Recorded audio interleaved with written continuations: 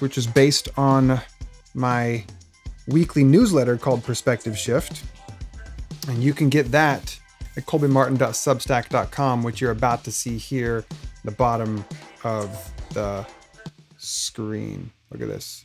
Visit colbymartin.substack.com. And you can subscribe to my weekly newsletter called Perspective Shift. And then I hop on here on Wednesdays and I do like a live reading of sorts. And today I'm in my brand new studio down here. Why is that so far over? Move. Come on, get better aligned up. So, yeah, we're in a new studio here. Super excited, by the way, to share that tonight. My wife and I, my wife's name is Kate, and we co-pastor a church together. We co-parent 4 children, and we also co-host a podcast called The Kate and Colby Show with a guy named Kobe, which is not me. I have an uncle that's always called me Kobe, and that just stays in my brain. But anyway, our podcast, we're going to start doing live on Wednesday nights. And so here in the garage, if I had a camera operator, I could zoom out and you could see, we're working on building out a studio here. And so this is the first time that I've done a stream from down here. So I have no idea if it's going to work or how it's going to work or what sort of sounds you can hear and can't hear and how the lighting is. And, you might be able to see that, I'm in my brand new condominium in downtown San Diego. It's a broadcast for you. Okay. Isaac, you responded to my question. Thank you. I asked if you were in Florida in 2000. You moved to the U.S. 5 years ago. Well, then you missed the fiasco of 2000 in Florida. It's probably for the best. Okay. What are we doing today? Last week, a guy named John Piper, if you don't know that name, probably bully for you. Like, well done. You've avoided hearing him. But John Piper's this old guy who's been writing books for decades, and he's a pastor at a church, I think in Minnesota. And I went to a Baptist college. That's where I got my degree, and people loved John Piper there. And I, at one point, loved John Piper, and I remember reading a couple of his books. And so John Piper has just kind of always been synonymous with a certain type of Calvinistic theology within the conservative evangelical world. And then last week, he put a blog post on his website that has now been shared like over 200,000 times. It kind of blew up a little bit. And the thrust of the blog post is my take on it is his confusion with the Christian support of Donald Trump. And good gravy can I relate with that. I have for 5 years now, so the whole leading up to the last election in the last 4 years, I have had this pain of bewilderment that the people from whence I came, which is to say conservative evangelical Christianity, have by a majority fallen into this position of support for Trump as the leader of the country. I just haven't understood it, because so much of what I understood Christianity to be about, so much of what my early pastors, so much of what my early family members, so much of what my professors in college, so much of the people that I read, so much of what I understood Christianity to be and be about seemed just diametrically opposed to not just the person of Trump, but the way that he conducted himself. I remember thinking this guy wouldn't even make the second round of interviews for being on like the elder board of any church or a deacon. Churches wouldn't even let this guy pass out bulletins. And now we're asking him to be the leader of our country. So I've been super confused and felt hoodwinked by my old people group. Now, granted, I don't identify as evangelical, don't identify as a conservative, but that's still my people in many ways. And so I have just felt this massive sense of, have you really forsaken everything that your religion has taught and teaches, all the values? What's going on? So anyway, all that to say, then John Piper wrote this article last week where he goes into a bit of that. And I was floored. I was floored that John Piper came out and said the things that he said about the values of Trump and Christianity. And two, I felt I was moved by it because I have felt so, like I said, just absolutely disillusioned by Christianity's support, or evangelical Christianity's support of Trump. Now, John Piper is incredibly problematic, to use a popular progressive word. He's incredibly problematic in so many ways.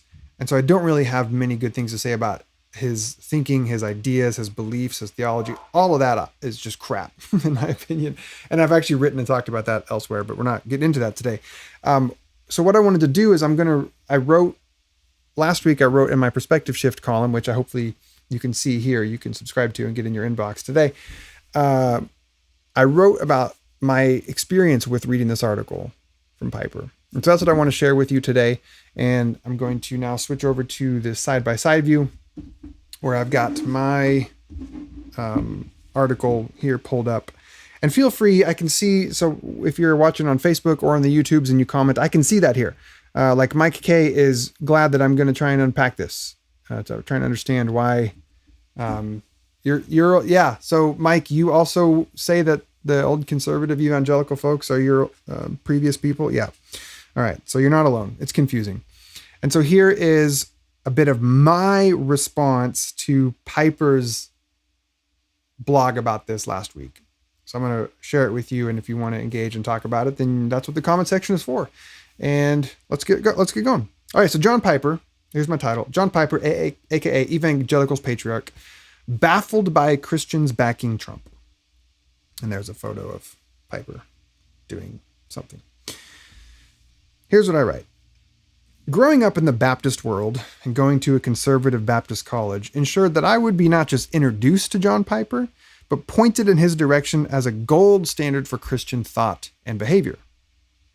Over the years, as I've left most, or maybe all, of my conservative evangelical roots, I've found myself often disgusted and dismayed at the teachings of Piper. Ugh. But today, my friends, the weirdness of 2020 continues to reign. Because I'm not only sharing a recent John Piper article, but I'm actually hoping that you too will read it and share it with your people. Or at least not his article, maybe don't drive more people to his website. Then share the summary, my summary of it and my thoughts on it here, which you can get at colbymartin.substack.com. His message in this article was titled Policies, Persons, and Paths to Ruin. Classic Baptist preaching with the 3-point alliteration there. And it's something all people who identify as Christian and who voted for or have supported Trump since then need to read, in my opinion. As of this moment, as I wrote this last week, it's been shared on Facebook over 30,000 times. I suspect that shall increase dramatically. It's true. It's well over 200,000 now. And I say, may it be so, because I think that conservative Christians need to read this. I'm not sure it's going to, someone commented on and said it's not going to change anything. Yeah, you're probably right. But I still think that Piper holds some degree of respect in conservative Christianity. And so at least these ideas are out there. And maybe they plant seeds that will come to fruition later. Maybe it'll be just a signpost that once freaking evangelicals shake the cobwebs off of their conscience years from now, I can look back and be like, oh, all right. Anyway, so I actually got emotional reading this article by Piper. And just last night, the night before I wrote this, I was talking with my wife about my sadness around the Christian world from whence I came. My bewilderment in how an entire culture of people seemingly abandoned everything that they stood for. They sold their souls for the gain of what? Political power? Bragging rights? Tax cuts? As I understood it, growing up attending Sunday school and youth group and the above-mentioned Christian college, other than, quote, getting saved so you could go into heaven, the entire point of life is to be a good person. Now that might sound overly simplistic, but the point I think is still true. That the whole enchilada within the Christianity that I once knew was about building up good character and treating your neighbors and your enemies with kindness, love, and respect.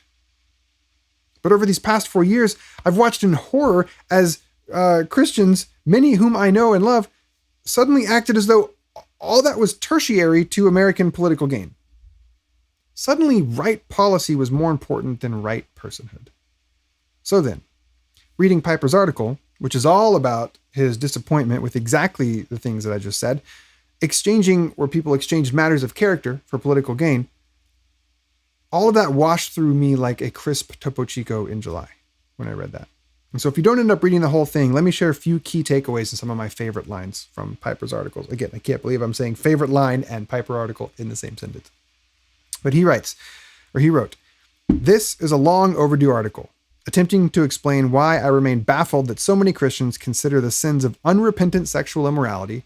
And then Piper does this thing where he puts the Greek word that you would find in the New Testament in parentheses here, porneia, unrepentant boastfulness, alazoneia, unrepentant vulgarity, aiskrologia, unrepentant factiousness, dikaistas, I probably should have practiced my Greek before I turned this on, and the like, to be only toxic for our nation, while policies that endorse, so this is where I have to read Piper's words, but I just, clearly I don't agree, but policies that endorse baby killing, sex switching, freedom limiting, and socialistic overreach are viewed as deadly. So his point there is, why are we seeing these behaviors as just toxic, but then the policies as deadly? And I write, that's it. That's my key confusion. That's my frustration. That's my point of sorrow. That so many Christians dismiss the president's atrocious behavior as merely, well, it's unfortunate, or yeah, it's not really my favorite. Or as one person on Facebook I read today said, yeah, I mean, he can say things that are unkind every once in a while. The worst they might say about him is that they're toxic. But then they'll say that democratic policies are deadly, which is to say way worse than the president's behavior. And I find that incredibly baffling. Piper goes on and he writes, "It is not a small thing to treat lightly a pattern of public behaviors that lead to death. In fact, I think it's a drastic mistake to think that the deadly influences of a leader come only through his or her, but not for Piper, policies, and not also through his or her person." Piper writes, "This is true not only because flagrant boastfulness, vulgarity, immorality, and factiousness are self-incriminating, but also because they're nation-corrupting. They move out from centers of influence to infect whole cultures. The last 5 years bear vivid witness to this infection at almost every level of society." Thank you that finally some evangelical Christian is naming that that is true. That the type of character and values and ideas and ways of conducting oneself from the leader, it has this disseminating impact effect.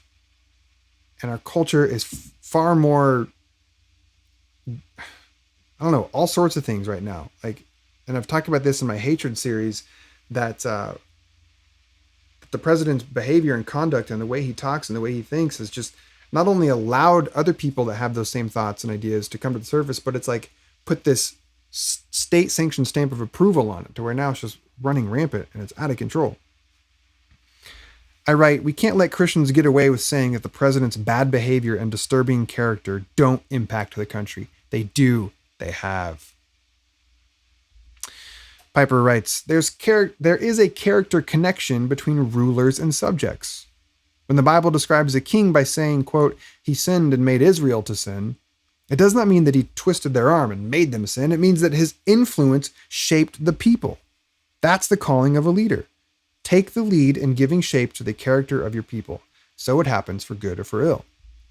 And then I write, yeah, his influence, Trump's influence, has shaped the people. Yep, 100%.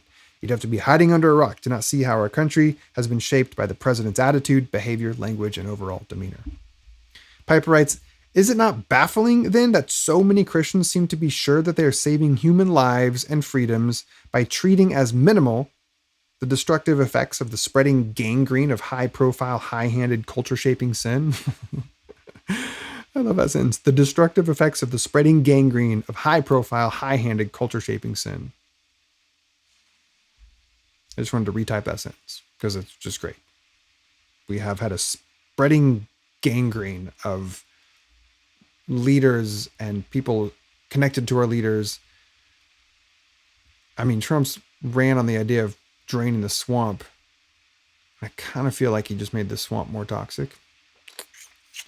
Drained it of the swampiness and refilled it with worse. I don't know. Piper goes on, he says, Christians communicate a falsehood to unbelievers who also remain baffled. And isn't that the truth? That so many non-Christians have looked at the Christian support of Trump like, what the? This doesn't sound like you. Christians communicate a falsehood when we act as if policies and laws that protect life and freedom are more precious than being a certain kind of person. The church is paying dearly and will continue to pay for our communicating this falsehood year after year. The justifications for ranking the destructive effects of persons below the destructive effects of policies ring hollow. Yeah, I agree. Did you catch that? Piper's lamenting how Christians these past 4 years have communicated this idea that policies and laws are more precious than being a certain kind of person. Like I said, this has felt like a massive 180-degree reversal from everything I've ever been taught as a Christian. As I said up at the top, if you just joined me, then you missed it. But at the top, I said, growing up as a Christian, it was kind of assumed and taught that the most important thing was that you say the right prayer, believe the right things, you can go to heaven when you die. Once that was taken care of, then like the whole point of the Christian teaching and ethos was to be an upright, moral person with integrity and character. Like that was what you were working for. That was what you were striving for. That was what mattered. That was certainly what mattered in our leaders, to be above reproach. And it just felt like all of that has been thrown out the window. Completely abandoned. Brushed aside. Seen as, well, not quite as big a deal as we always thought. Piper writes, I find it bewildering that Christians can be so sure that greater damage will be done by bad judges, bad laws, and bad policies, which is clearly his perspective on the Democratic platform, not mine, than is being done by the culture-infecting spread of the gangrene of sinful exaltation and boastful and strife-stirring. I think that's a really good question to ask Christians. How can you be so sure that, in this case, having democratic judges or democratic laws or policies is worse for the culture than having the type of person and character in the Oval Office and spread out from there? Are you sure that one is worse than the other? Piper says, how do they know this? Seriously, where do they get the sure knowledge that judges, laws, and policies are less destructive than boastful factiousness in high places? Also, can I just give points here for how many times he's written the word factiousness? Which is like a fancy way of saying divisiveness. Like, Trump has been the most unrepentant, factious leader. And I'm fine saying that. So I write, I'm just feeling Piper here. This sense of how do they know this around the assumption that getting the right judges and policies in places are less destructive than having corrupt moral character at the highest level of leadership. It feels like just a random guess. And I feel like having gangrenous leadership, corrupt leadership is worse for the people than having policies that maybe you just don't like. And I think that calculus is worth consideration. Let's see. Then John Piper has a section about abortion, which is for many, if not most, the de facto issue that clouds any rational moral thinking. By that, I mean this sort of one ticket, one issue, single issue voting is like, well, as long as it fits this issue, then I'll just ignore everything else. And I just don't think that's a moral or reasonable posture to take. But again, that's just my opinion. Other people feel differently about single issue voting. But he writes this. Piper says, where does the wickedness of defending child killing come from? He argues that it comes from hearts of self-absorbed arrogance and boasting. It comes from hearts that are insubordinate to God. In other words, it comes from the very character that so many Christian leaders are treating as comparatively innocuous. So according to Piper, the heart that in his mind leads to child killing, which again is not how I would phrase it or talk about it or think about it, but for him, the heart that leads to, I'll just say, any sort of thing that you might be against as a Christian, that is the character that so many Christian leaders are treating as innocuous right now. And it's because they think that Roe and SCOTUS and Planned Parenthood are more pivotal, more decisive battlegrounds. So I say the very character that's so, sorry, I'm scrolling too fast for you. The very character that so many Christians are treating as innocuous, it's not innocuous. The character of our leaders matters. And then Piper goes on, and I write, it goes without saying, but I'll say it. I obviously don't agree with Piper on his political views here, nor on his summary and descriptions. Again, I know you know that. If you know me at all or know anything what I stand for, you know that myself and Piper would diverge on probably every theological point and maybe even political point, which is part of what makes this whole thing surprising to me. But Piper writes, I think Roe is an evil decision, he says. I think Planned Parenthood is a code name for baby killing. Yeah. And historically, at least, ethnic cleansing. And I think it is baffling and presumptuous to assume that pro-abortion policies kill more people than a culture-saturating pro-self-pride. That's why I like that line. It's because, again, here's someone in Piper who embodies this sort of single focus on abortion and is not so sure, as many other Christians are, not so sure that those sort of policies in his mind that he doesn't agree with is it really worse than this culture saturating pro self pride, this America first mentality, this economy first mentality? Piper writes, when a leader models self-absorbed, self-exalting boastfulness, he models the most deadly behavior in the world.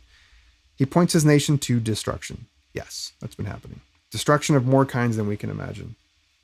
And then I write, Lord, may all Christians who blindly support Trump because of abortion, may they read that paragraph and feel the weight of it, and may they come to agree with Piper's conclusion, which he says, it is naive to think that a man can be effectively pro-life and manifest consistently the character traits that lead to death, temporal and eternal. His point is, Trump pretends to be pro-life, and yet consistently his character traits lead to death. These two things do not coexist well. And I end by saying this. Look, I realize that not everyone will be as moved or enthused by this article from John Piper. Quick timeout. Fun fact. My wife and co-pastor read this and had an entirely different response and feeling. And so she wrote up her thoughts on her Facebook page about it. And it's freaking brilliant. And I 100% agree with what she said. Even though it's different than what I say here. And so tonight, if you're curious how the two of us are sort of coexisting and feel and think about this article differently, come back to our studio here in the garage, because tonight at 7:00, the Kate and Colby Show, which is our podcast, we're going to premiere the beginning of our live show, which is going to be every Wednesday night at 7:00. So come back tonight, and that'll be sort of the main thing that we talk about. Jennifer says, good stuff. Thanks, Jennifer. Come back tonight at 7 p.m. It'll be even gooder because Kate will be here, and Kate makes all things good. So yes, not everyone's going to be as enthused or moved by this article as I was. Piper's problematic in so many ways, it's true. But today, or at least when I read this last week, when I read his words, it felt like the efforts. Listen to me now. When I read this article, it felt like the efforts of so many Christians these past 4 years to gaslight me into thinking that I never really understood the heart of Christianity, that dissipated. It felt like this wave of clarity. And if you just have joined us recently and you missed the setup to this, I have felt for 4 or 5 years now gaslit by my previous Christian group, conservative evangelical Christians, that my whole life taught me about how important character was and that was like what mattered most. And now these last 4 years have been like, not really. What really matters is this policy over here. And so reading this from Piper just felt like that gaslighting had dissipated. And then I say here, it wasn't I who had fundamentally misunderstood American conservative Christianity. It was millions of American conservative Christians who have lost their way and then tried to convince me otherwise. But I'm not going to let you do that. You can't convince me that I just misunderstood Christianity. No. You have lost your way. And that's how I feel about that. In his final section to pastors, Piper ends by asking this to any pastors reading. He says, have you inadvertently created a mindset that the greatest issue in life is saving America and its earthly benefits? Like, is that what we're teaching our churches now? Or have you shown your people that the greatest issue is exalting Christ with or without America?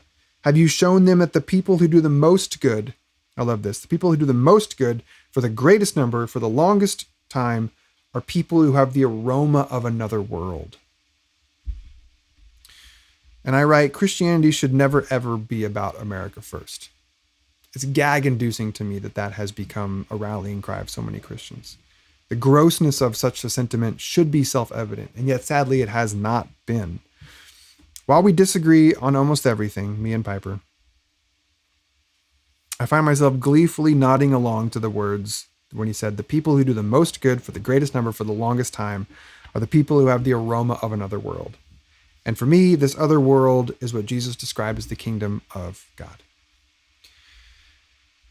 So next week is obviously the election, you know this, and I just pray that Christians dust off the cobwebs from their hearts and remember what it means to be someone who seeks first the kingdom.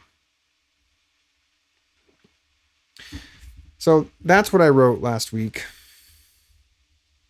Phil says thanks. I say thanks to you, Phil. That's what I wrote last week on my Perspective Shift newsletter that you can get at colbymartin.substack.com. I'm wondering if any of you read that Piper article, or if you just even heard me sort of talk about it today. Like, what did it bring up for you? Did you, or maybe you read my wife Kate's response and you resonate more with her, then come back tonight at 7 and share with us then. But if you're watching this and you too have felt disillusioned, which is putting it mildly, might be more enraged, furious, grief-stricken these last 4 years by conservative evangelical Christian support of Trump.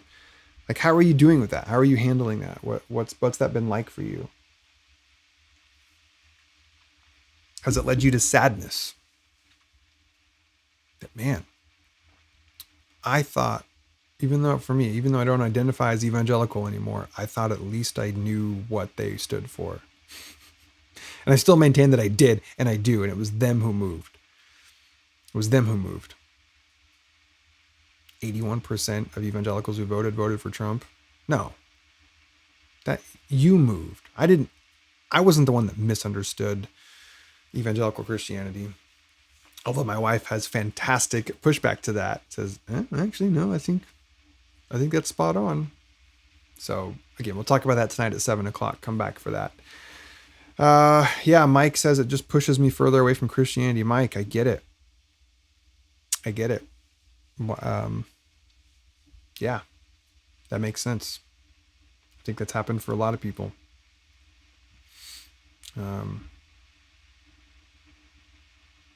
think part of why I do what I do in the world, through my teachings at my church, through my writings,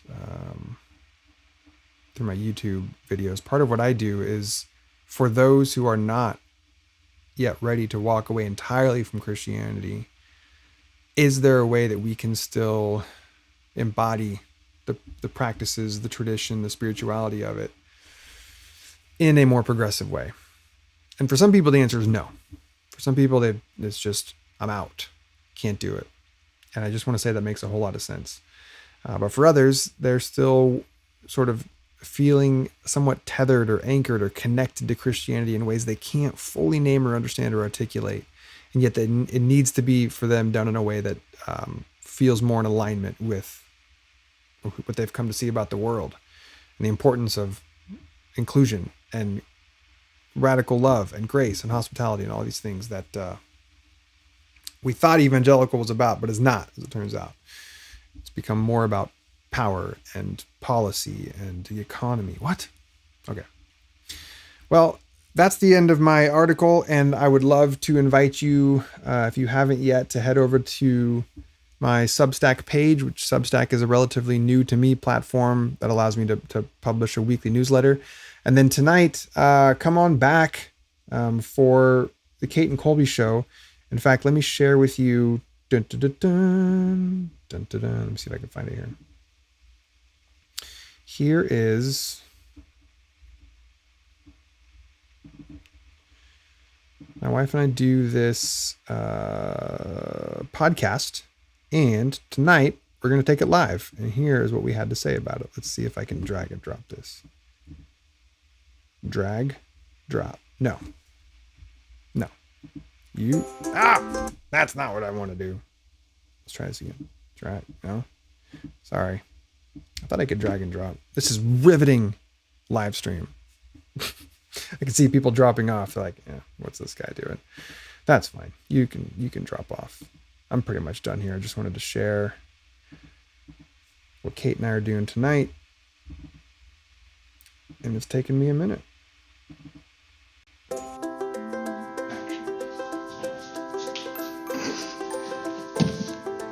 Oh my God, you're a dork. Hey friends. Hi. Pod fam.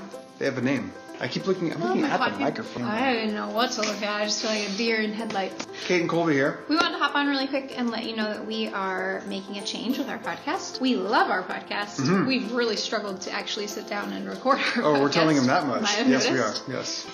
Colby's like, keep that secret forever. We don't struggle. We're fine. And what we realized the other night, actually, it was when we were recording with our friends. We did a live podcast recording with our friends, Heathen. And it was so much fun. There was so much energy, and we loved it. We realized a few things. One, it was in the evening. We always try to record our podcast in the morning. This last season we tried to do morning. Yeah, it just didn't work for us. And we realized we love having a live audience. Because you get to be a part of it. Yeah. In real time. Gives us energy. It helps us have a more lively conversation and just feel like we're present and with you. We love that. We want to invite you in. So we're taking the podcast to the live show. We're doing it live every Wednesday. Every Wednesday asterisk. Except for the Wednesdays that we don't want to do it. But we're going to plan for every Wednesday starting this Wednesday. In hours. I don't know when we're going to post this video, but it's 48 to 72 hours away. We have lots to talk about. Yeah. We have realized that in our years of moving away from conservative evangelical Christianity and into more progressive faith communities, that we kind of stopped talking about the whole deconstruction, leftover baggage from the old church. That's coming up again right now in our world. We're going to address that stuff head on. We have new ways to address it. Feel like we have important things to say and hash out with each other. So, and yet you're going to get the same old moment in real time where Kate and Colby feel very differently about an issue, and then we get to talk about it without editing this time. Yeah. Are we starting this Wednesday? We're talking about Piper. Yes, so we're going to jump right into what we've already sort of put into the world as different ways of thinking about or feeling. I don't know if thinking. I guess we'll decide Wednesday with you about how we each responded emotionally and psychologically to that John Piper article, as well as a few other things that we're excited to share with you. But it's going to be Wednesday on our Facebook, Kate and Colby Show Facebook page, and we're going to start a new YouTube channel. We built a studio in our garage. And by we, I mean he built a studio in our garage, so we'll be hanging out in our garage with you. Please come and join us. It'll be more fun with you. Oh, and then it'll be especially fun in week 2, because that will be just 24 hours after the election. So we'll process that together if I'm okay next enough week to do so. All right. See you there. See you then, Pod Fam.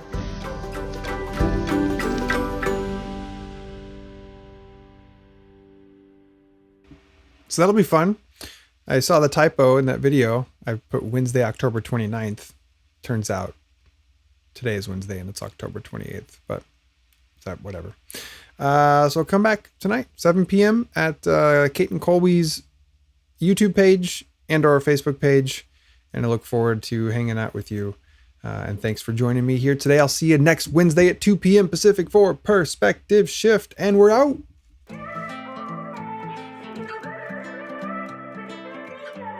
If you'd like to sign up to get my weekly newsletter, Perspective Shift, where I examine life through a mixed lens of progressive Christianity, psychology, and spirituality, simply head over to colbymartin.substack.com, enter your email address, and click subscribe. And once you're in, you'll see that all my past articles are here. And don't worry, you don't have to do anything about missing anything, because every new edition of the newsletter goes directly to your inbox. And periodically, I'll hop on the Facebook Live here and do a live reading of a past article. So just make sure that you go to facebook.com/ColbyMartinAuthor, and then if you haven't already, you click this little guy here and you like my page. That way Facebook will say, hey, guess what? Colby's going live. Thanks for tuning in.